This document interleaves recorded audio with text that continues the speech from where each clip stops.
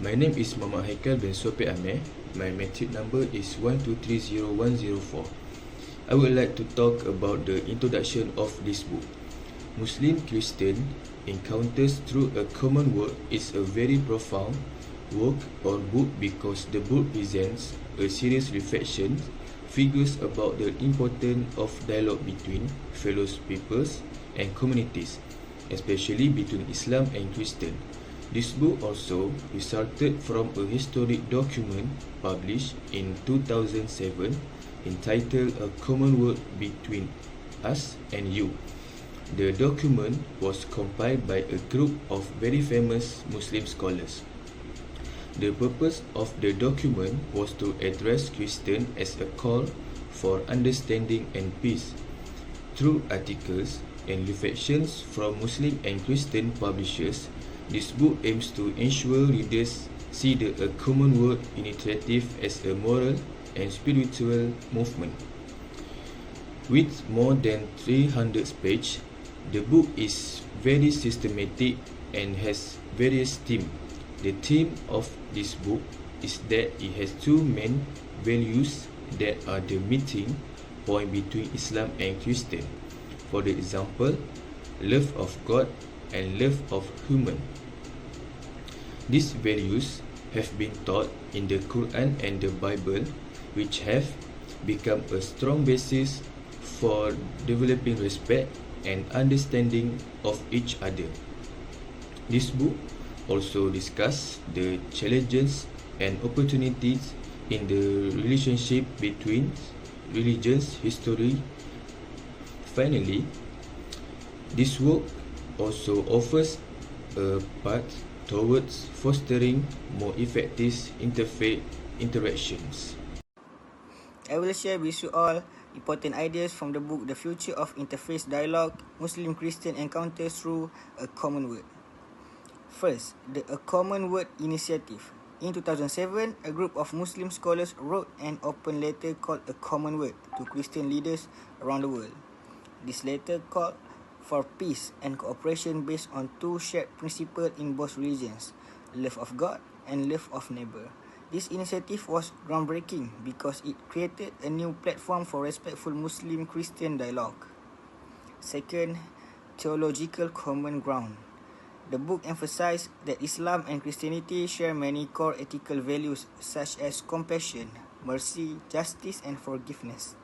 Recognizing this common ground helps both faiths to move beyond conflict and misunderstanding toward cooperation and mutual respect. Third, healing historical wounds.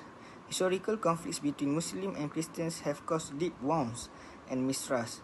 The book shows how sincere interfaith dialogue based on a common word can serve as a healing process, helping both communities to acknowledge past pain and build new relationships based on trust.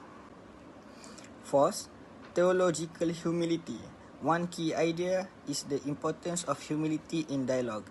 Both Muslims and Christians are encouraged to listen carefully, admit that no one has all the answers, and be open to learning from each other. This attitude is essential to fostering genuine understanding and peace.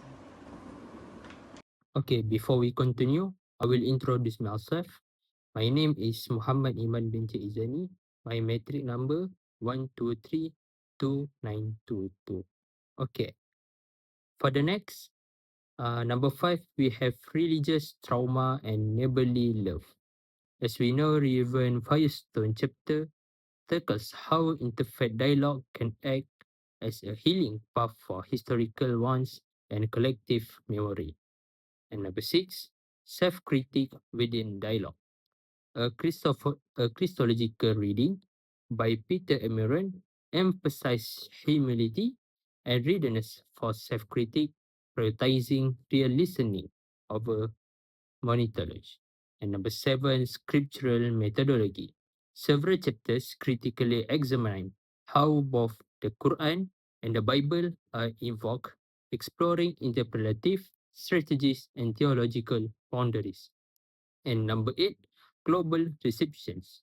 Surveys case studies of how the common word was received in different contexts, from German speaking Europe to Muslim majority society, and their specific dynamic.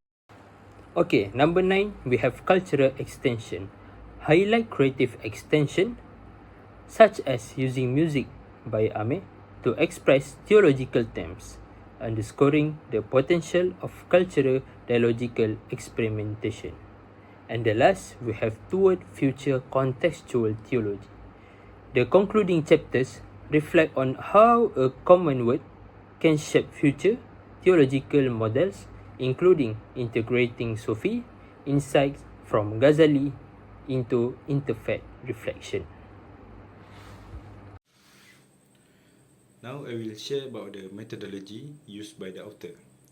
The first one is a transcendental model, which is this about thinking in deeply inside yourself, and it focus on understanding a God, yourself, and others people more better. It is about growing in faith and building a true friendship with people from other religions.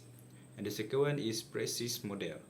Praxis model is learning from real life experience, such as people who look at what is happening in their communities. And then praxis model think about it using their religious text like the Quran or the Bible, and find new ideas or plan to improve their life. This is can we know as a like a cycle, who we start from a experience, and then we think, and then we plan, and then we do what we think, and from that we can learn from the past experience. And the last method is mix of both method. Mix of both method is outer thing is good to combine both methods, such as learn from the real life, which is a praxis model, and reflect deeply, which is a transcendental model. This help people read the holy books in fresh way, thinking about what this book mean for today world and problems.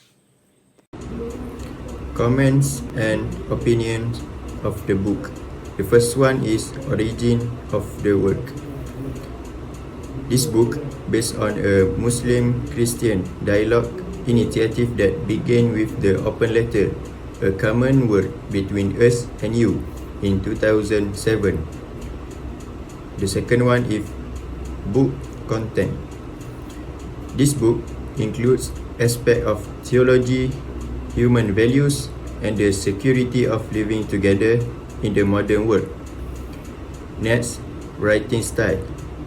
This book, writing in academic style, but still accessible to readers interested in religion and dialogue between religions. The next one is contribution of the work. This book makes a great contribution to Muslim-Christian relation, especially after the events of 9/11, which increased tension between the two communities. And the last one is features and weakness of the book. The first one is emphasize share moral values as the basis of unity, not division.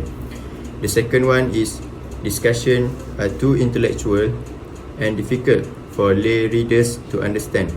And the last one is less space for the perspective of ordinary people, more focus on the views of intellectuals and religious readers. All in all, the book The Future of Interfaith Dialogue explains how a common word helps Muslims and Christians come together to talk about peace, love for God, and love for other people. It includes many ideas from different experts who look at what was wrong and helpful in a common word, and what could be made better. The book shows that real dialogue means more than just finding things in common.